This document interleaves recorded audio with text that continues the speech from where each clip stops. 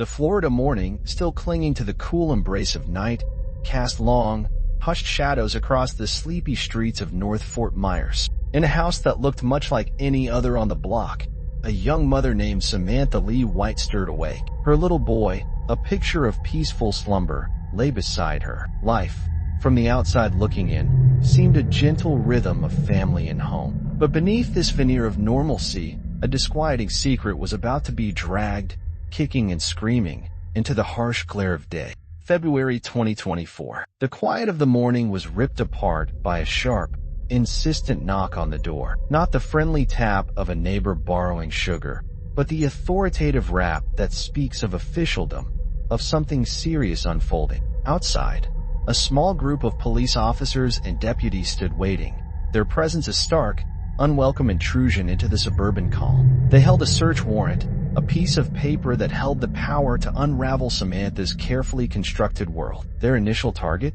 Electronic devices. But the air crackled with a suspicion far more unsettling than just a hunt for misplaced gadgets. The grainy footage from a body camera, now a chilling piece of public record, captures the raw, unscripted moments as the officers stepped inside. The first interaction feels almost eerily normal. An officer speaks to another woman, likely a relative or friend, his voice calm as he gives instructions to get the child. Just to have her get the child and then come down, he says, the tone almost conversational, a stark contrast to the heavy atmosphere that already permeated the air. So get the child first and then read it. I'll follow her in there. The camera lens follows an officer as he quietly makes his way up the stairs. Already, other officers are there, their attention fixed on a small boy. He's dressed in a cowprint onesie, a tiny, innocent twinkle star pinned to his chest. See a twinkle star in your little cow, an officer remarks gently,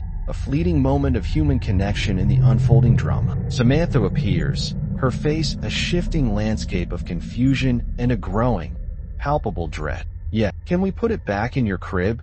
She asks, her voice soft, a barely perceptible tremor running through it. He's just been hanging out. The mundane routines of early motherhood continue, almost surreal against the backdrop of the impending legal intrusion. Samantha mentions needing to grab a blanket. An officer greets the child with a simple, "Hey, buddy." The little boy, completely oblivious to the storm gathering around him, points with a chubby finger to the officer's shoes. "For me, I have shoes," he declares with the innocent pride only a toddler can possess. The officers, clearly aware of the delicate situation with a child present, try to maintain a semblance of order, a fragile shield against the chaos to come. "All right, some people came to protect us today," one says, the words carrying a weight far beyond their simple meaning, a weight that Samantha likely felt deep in her bones, even if her son remained blissfully unaware. "Is your baby going here real quick?"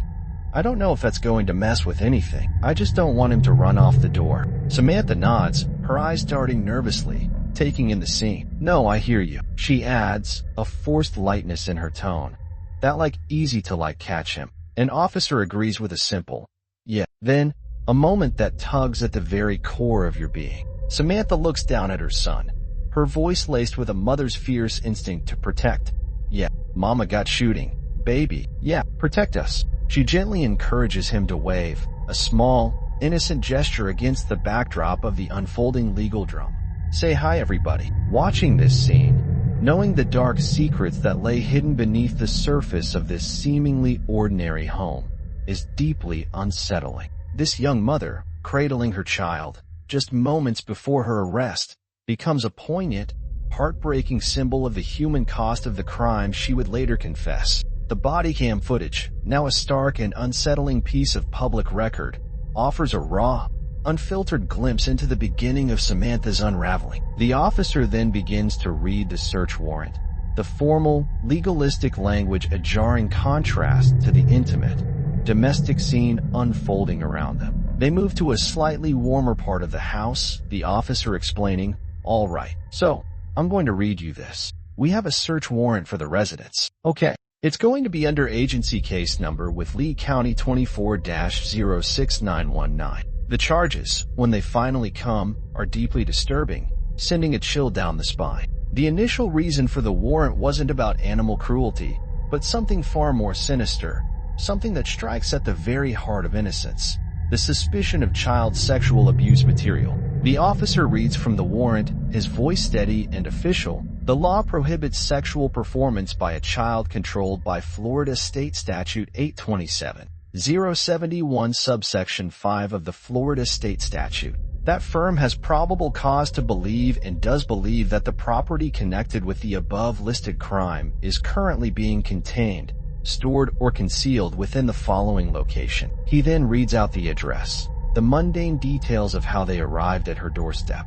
Then comes the core of the matter, the reason for this intrusion, the darkness that would forever stain Samantha's life. And the following autumn items is what we're going to be looking for: images or videos of child engaging in sexual conduct defined in Florida State Statute 827-071. Samantha's reaction is immediate, a visceral mix of disbelief and dawning horror that washes over her face. I don't understand, she whispers, her voice barely a breath. I can't have you read this now. I haven't taken this morning. I just woke up and I have no idea what's going on. Her words spill out, a desperate, almost childlike plea to halt the inevitable. Look, we'll talk to. I'm just reading you the search. Do you understand?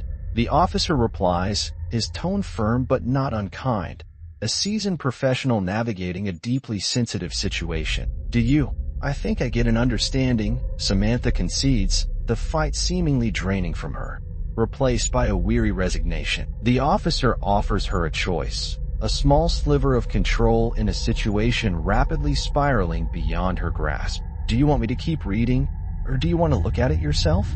Samantha chooses to read it herself, perhaps clinging to the fragile hope that the stark, accusatory words on the page might somehow be a terrible misunderstanding, a nightmare she could wake from. Okay, well, we're going to be looking for electronics basically that are you okay?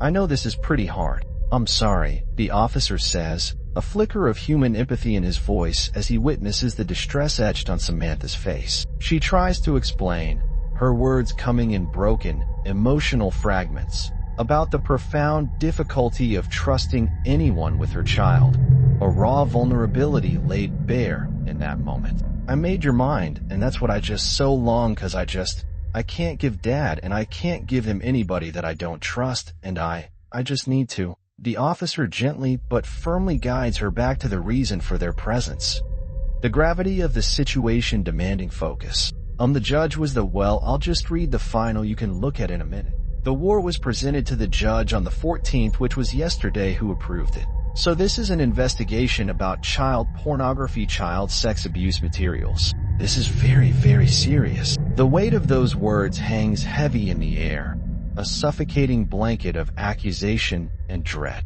Child pornography, child sex abuse materials. The very terms are chilling, painting a picture so far removed from the image of the young mother cradling her child just moments before. The officer continues, methodically explaining the process of the search, the mundane details a stark contrast to the horrific nature of the allegations. So, basically, we're going to search as soon as the house is. We're done. We'll turn it back over. We're going to talk to you about this. Okay?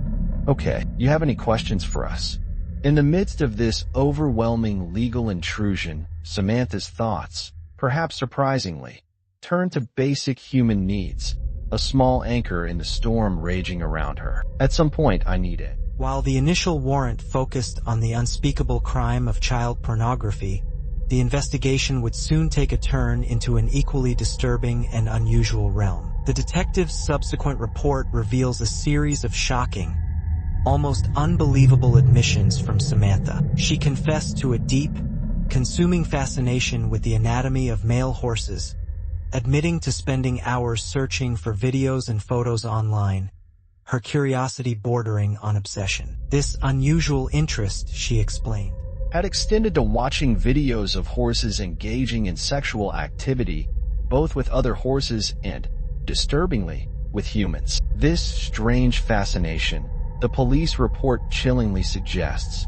became a twisted gateway to even more aberrant behavior. Samantha eventually admitted to engaging in sexual acts with her family dog. Her reasoning, as recounted in the report, was chillingly matter-of-fact.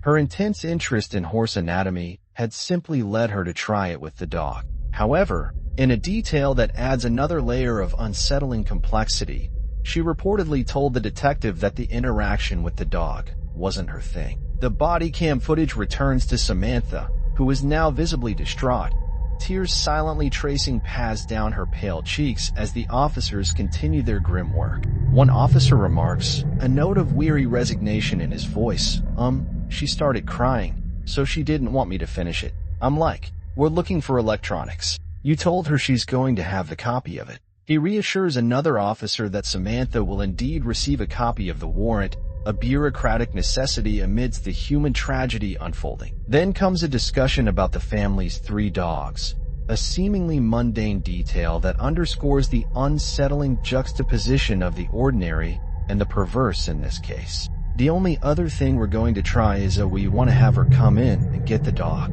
There's one little section we couldn't clear. Okay, so if we can have her either leave little guy or she say she can keep him with her, that's fine. I have her. I just want to put him on a leash, or let's just find I'll go with you. Let's just see if we can find a spot while we step poop everywhere. The mundane reality of pet ownership, the everyday task of dealing with dog waste, clashes starkly with the gravity of the situation, creating an almost surreal and deeply uncomfortable feeling. An officer sighs, a hint of weariness in his voice.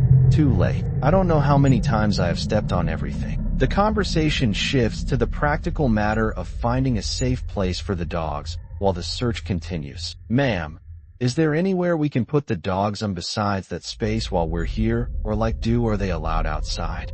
Samantha suggests putting them in an enclosed area in the yard, a small attempt to maintain some semblance of normalcy. I can put them out over here, and then they'll be trapped in there and nobody else. Will that be okay with you? The officer agrees with a simple, yes, it'll just help us. Samantha expresses her preference to handle the dogs herself, a natural instinct to protect her pets, even in the midst of her own crisis. Just prefer me to do. I just don't know how they would react to somebody else. Are you able to help do that right now? An officer confirms, okay, I sure am. Before heading outside, Samantha asks for a small comfort, a moment of normalcy in the face of the extraordinary. When we go in, is there, wait, I can just get a sip of water before we, an officer readily agrees, a touch of human empathy in his response. Yeah, we can do all that. I need some. The scene shifts again as detectives prepare to take the family's 3 dogs, Bella, Luna, and Rupert, outside. One asks, do you mind if she holds the baby really quick while we do that? Okay, that's fine. The image of Samantha holding her child, a picture of maternal care juxtaposed against the unfolding investigation into her alleged perversions, is deeply unsettling, a stark and disturbing contrast between the innocent and the depraved. The detectives guide the dogs out of the house and into the front yard. The dogs, seemingly oblivious to the turmoil within, bound around with typical canine enthusiasm, their joyful energy a stark and heartbreaking counterpoint to the heavy atmosphere inside. With the dogs safely outside, the officers ensure Samantha also leaves the house. She asks to use the restroom, a basic human need in the midst of overwhelming circumstances, but then says she can wait, a small act of compliance in the face of the inevitable. The focus briefly shifts to the officers reviewing paperwork, ensuring every step of the procedure is correctly followed, the wheels of justice slowly grinding forward. That day, Samantha Lee White was arrested and charged with the unthinkable, having sexual contact with animals. The following day, she was released after posting bail, a temporary moment of freedom before the long arm of the law would reach out and reclaim her. But the investigation didn't end with Samantha's arrest. Her husband, John White, was also interviewed by detectives. According to the police report, John initially denied any knowledge of how his cell phone ended up inside the toilet bowl, where it was discovered by the searching officers, a detail that speaks volumes about a potential attempt to conceal damning evidence. However, after what was described as an extended amount of time before John finally emerged from the house during the search warrant service, he made a series of startling, self-incriminating admissions. John confessed that his cell phone contained pictures of himself, his wife Samantha, and Samantha engaging in sexual acts with their chocolate male Labrador retriever. He believed there were 1 or 2 such files, dating back to the end of 2023 or the beginning of 2024. John further stated that on the day of the incident, both he and Samantha had been drinking and the dog had been annoying. While he couldn't recall with certainty who first suggested engaging in sexual acts with the canine, he believed it was Samantha. He also chillingly revealed that Samantha had told the police she sometimes thought about such things when she was drinking, a disturbing glimpse into the dark corners of her mind. The report also detailed John White's admission to recording Samantha engaging in these acts with the dog. As a result, John White was also arrested and charged with filming and possessing images or videos of animal sexual activity in February 2024. But the story took an even darker, more disturbing turn. In July of the same year, John White was arrested again, this time facing several counts of possession of child pornography. Simultaneously, Samantha White was also charged with possessing and transmitting child pornography. The initial, horrifying suspicions that led to the February raid had seemingly been confirmed, casting a long, ominous shadow over the entire case. Then, earlier this month, the legal proceedings reached a significant and somber conclusion. Samantha White, facing the overwhelming weight of the evidence, pleaded guilty to 3 counts of sexual activity involving animals. In a surprising and perhaps unsettling development, the child pornography charges against her were dropped as part of the plea agreement. She was ultimately sentenced to 3 years in prison, followed by 3 years of probation upon her release, a punishment that reflects the gravity of her admitted crimes. The case of Samantha Lee White leaves a trail of deeply disturbing questions in its wake, questions that linger long after the details of the arrest and sentencing have been recounted. What series of events, what inner demons, led this young mother to engage in such profoundly troubling and aberrant behavior? What was the true nature of her relationship with her husband, and what role did he play in this dark and twisted chapter of their lives? And perhaps most heartbreakingly, what lasting, unseen scars will all of this leave on their young child, who witnessed the shattering of his home and the arrest of his mother? To try and unravel the psychological complexities of this deeply unsettling case, forensic psychiatrist Dr. Daniel Bober offered his expert insight, attempting to shed light on the darkness that drove Samantha's actions. He carefully explained the clinical terminology, clarifying that zoophilia refers to the sexual urges or fantasies about animals, while bestiality is the illegal and harmful act of having sex with animals. He emphasized that while experiencing zoophilic urges isn't necessarily a mental illness in itself, it becomes deeply problematic and indicative of underlying issues when it leads to distress, impairment in functioning, or negative consequences, as it so clearly did in Samantha's tragic situation. Bober pointed out that such behaviors are often linked to a complex and painful history, potentially including childhood sexual abuse, profound emotional neglect, a fundamentally distorted understanding of sexuality, and significant difficulties establishing healthy boundaries in relationships. He also mentioned the possibility of co-occurring mental health conditions such as psychosis, various personality disorders characterized by impulsivity and a lack of empathy, difficulties with attachment and forming healthy bonds, and problems with controlling powerful, often deviant impulses. He also noted the role that substance use can play, lowering inhibitions and contributing to individuals acting on these deeply disturbing fantasies. He highlighted the ways in which individuals who engage in such acts often try to rationalize their behavior, desperately attempting to minimize the profound harm inflicted on the vulnerable animal. Bober stressed the undeniable and significant harm and violation involved in such acts against defenseless creatures who cannot consent or communicate their distress. Regarding the possibility of rehabilitation and healing, Dr. Bober suggested intensive and specialized therapies like cognitive behavioral therapy or trauma-informed care to address the deep-seated psychological issues that likely contributed to Samantha's behavior.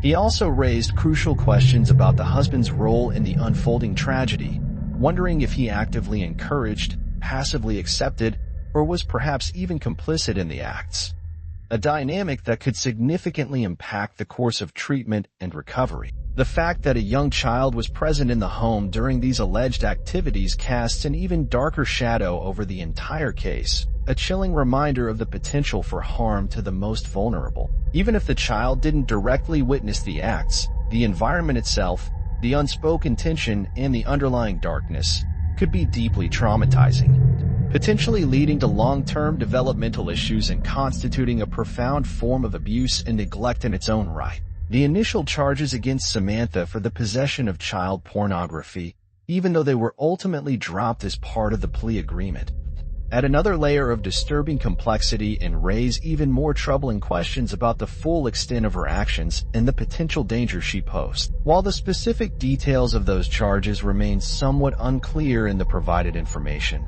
their initial presence suggests a potentially broader and more deeply ingrained pattern of disturbing behavior that extended beyond the horrific acts involving the family dog.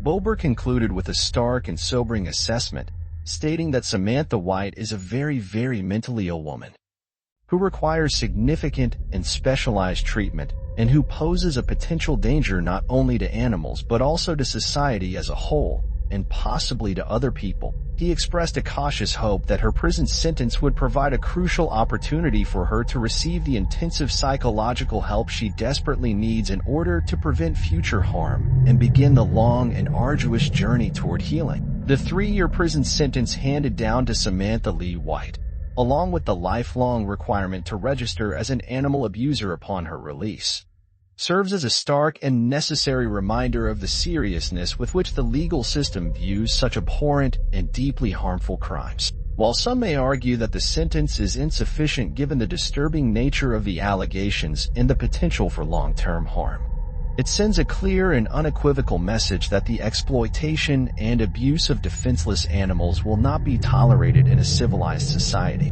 The story of Samantha Lee White is a deeply unsettling and profoundly disturbing glimpse into the hidden darkness that can sometimes reside within the seemingly ordinary fabric of suburban life. It highlights the complex and often tragic interplay of psychological factors, personal choices, and the devastating consequences of those choices, not only for the individual involved but also for the innocent and vulnerable beings caught in their web, the defenseless animals who trusted her, and the young child whose life has been forever touched by this long, ominous shadow of shame. As Samantha Lee White begins her prison sentence, the questions surrounding her motivations, the full extent of her actions, and the long-term impact of this tragedy will likely continue to linger. A chilling testament to a case that has shaken a Florida community and continues to raise profound and deeply uncomfortable questions about the hidden corners of human behavior and the silent suffering of those who cannot speak for themselves.